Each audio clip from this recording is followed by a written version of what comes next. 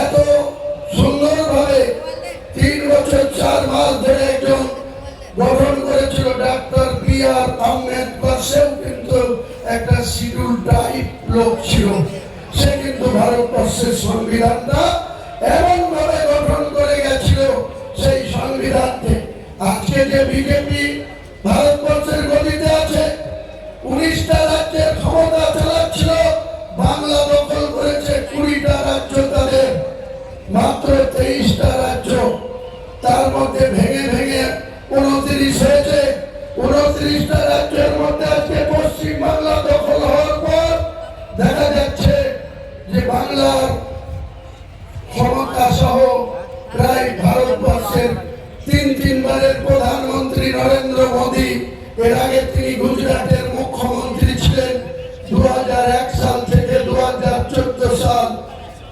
2001 সাল থেকে এখন অব্দি গুজরাটে কিন্তু বিজেপি সরকার চলছে। সেখানে কিন্তু 19% মুসলমানের বাস, 18% মুসলমান বিজেপির রাজত্বে চাকরি করছে। এখানে 37% মুসলমানের বাস এই বাংলায়। সেই বাংলাতে কংগ্রেসের সিদ্ধার্থ শঙ্কর রায়ের জামানা চলে যাওয়ার পর সেই সময় বরকত গনি খান চৌধুরী, সত্তার সাহেব থেকে শুরু করে স্বরাষ্ট্রমন্ত্রী ছিলেন, মোরারবাড়ি থেকে জিতে ডক্টর মোতাহার হোসেন, কলকাতা থেকে জিতে আব্দুর রহমান সারি, 16 জন মুসলিম মন্ত্রী ছিল 1972 সাল থেকে 1977 সাল।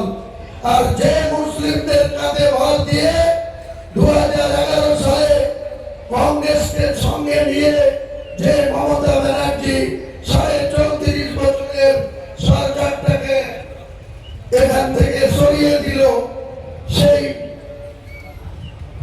মুখ্যমন্ত্রীরা 34 বছরে মুসলমানদেরকে শুধু